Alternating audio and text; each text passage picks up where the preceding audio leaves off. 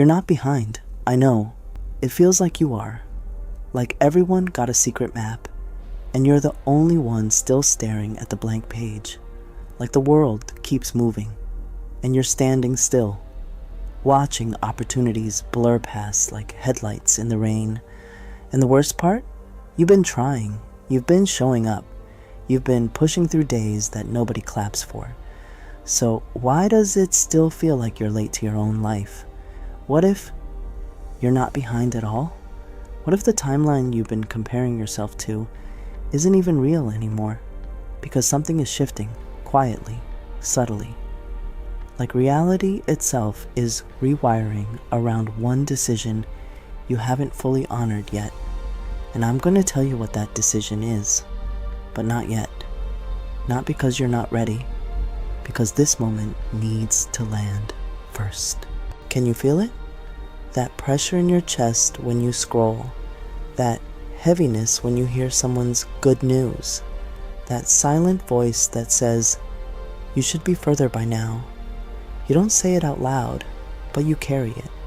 You carry it into your mornings, into your plans, into the way you look in the mirror, like you're measuring your worth by what hasn't happened yet.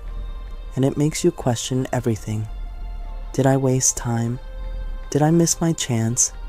Did I choose wrong? But listen, you're not behind. You're in the part of the story where nothing looks like progress.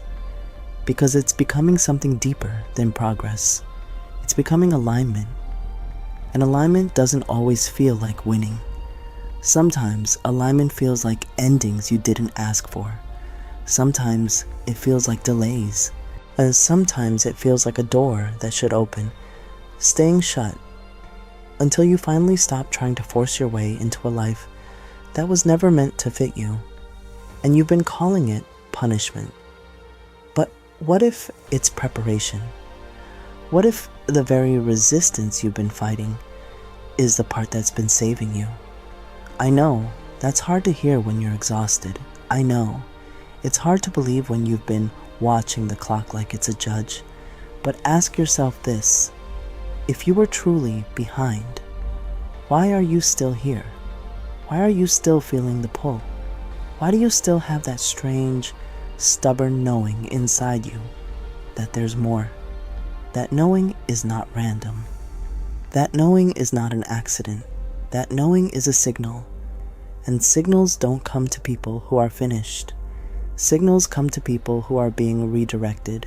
You think you're late, but what if life is making sure you arrive as the version of you who can actually hold what you've been asking for? Because there's a difference between getting something and being able to keep it. There's a difference between being seen and being able to stay steady when the lights hit you. There's a difference between opportunity and identity. And identity is what's being rebuilt right now. That's why it feels slow. That's why it feels uncertain. Because reality can't rearrange around the old you. It rearranges around the you that finally chooses. And you've been standing at that edge. You've been hovering, not because you're weak, because you know if you step fully into it, you can't unknow what you know. If you choose it, you can't go back to pretending. And that's terrifying, because choosing means losing something too. It means losing the comfort of maybe someday. It means losing the excuse of not yet. It means losing the version of you that stays small, so you never have to risk being wrong. So, you call it being behind. You tell yourself you're still figuring it out. You say you're waiting for the right time, but be honest. Are you waiting? Or are you hiding? Are you planning? Or are you protecting yourself from the moment it becomes real? Because the moment it becomes real, you can't blame time anymore. And that's why this feels like pressure. That's why this feels like heat. But hear me, heat isn't always destruction. Sometimes heat is forging. Sometimes heat is the part where the metal becomes strong enough to carry weight. Sometimes Heat is the proof that you're being shaped, a not shattered. Preparation, not punishment. Say it again. Preparation, not punishment. Because if you were being punished, you'd be breaking apart. But you're not breaking apart. You're becoming precise. You're becoming honest. You're becoming impossible to manipulate with fake timelines and borrowed expectations. And I need you to notice something. The world rewards speed. But your soul rewards truth. And truth takes time. Truth takes discomfort. Truth takes the moment where you realize you can't keep living 1 foot in what you want and 1 foot in what you fear. You can't keep calling it waiting when it's really avoidance. You can't keep asking for a different life while making the same choices just to feel safe. And that brings me back to that decision I promised I'd tell you about. Here it is. Reality rewrites itself around your choice to stop auditioning for a life that doesn't want you. To stop begging the wrong doors. To stop shrinking your desires so you don't scare yourself. To stop treating your calling like it's optional.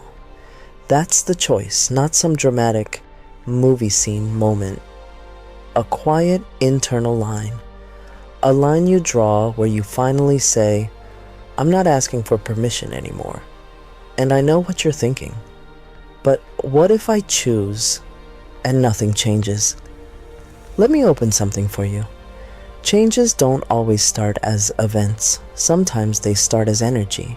Sometimes the first shift is you waking up and feeling lighter. Not because everything is fixed, but because you're no longer arguing with yourself. Sometimes the first shift is you standing in the same room, the same life, and the same circumstances, and feeling a new steadiness in your spine. Sometimes the first shift is you not needing to prove your timing to anyone, because you realize you're not late, you're exact. You're exact for the version you're becoming. And I told you earlier I'd reveal what the resistance has been saving you from. Here's that payoff. It's been saving you from building your dream on top of desperation. Because desperation builds fast and collapses faster. Desperation says, take anything, just so you're not left out. Desperation says, accept the half love, the half opportunity, the half life. But you were never built for half. That's why the shortcuts didn't stick. That's why the quick fixes felt empty. That's why every time you tried to force the timeline, you ended up back here. Not because you failed, because something in you refused to settle. That refusal is your power. That refusal is your protection. That refusal is the part of you that knows you're not meant to be a copy of someone else's pace. So when you look around and think, everyone's ahead, I need you to understand what you're actually seeing. You're seeing other people's chapters. You're seeing their highlight reel. You're seeing their surface. You don't see what it costs them. You don't see what they sacrifice. You don't see the parts of them they had to ignore just to keep moving. And you don't want to pay that price. Deep down, you don't. You want a life that feels like home. A life that doesn't require you to betray yourself to maintain it. And that's why your path looks different. Because you're not chasing achievement. You're choosing alignment. Alignment has a strange way of reorganizing everything around it. Conversations start to land differently. You start noticing the right signals. You start saying no without a speech. You start saying yes without needing to explain it to everyone. And then, one day, it happens. Not in the way you imagine, not with fireworks, but with clarity so sharp it feels like someone turned the lights on inside you. You're doing something small, ordinary, and suddenly you realize you're not trying to become someone anymore. You are. You've crossed the line. And that's the breakthrough. That's the moment reality bends, because reality doesn't rearrange around your wishes. It rearranges around your embodied decision, and your decision is not "I hope." Your decision is not "maybe." Your decision is "I'm choosing me." Can you feel the difference? "I'm choosing me" means you stop explaining your pace. "I'm choosing me" means you stop making your dreams smaller to match other people's comfort. "I'm choosing me" means you let the old timeline die because it was never yours. And I know this is the part where fear tries to grab you. It'll whisper, "You're too late." It'll whisper, "You don't have enough." It'll whisper, "Who do you think you are?"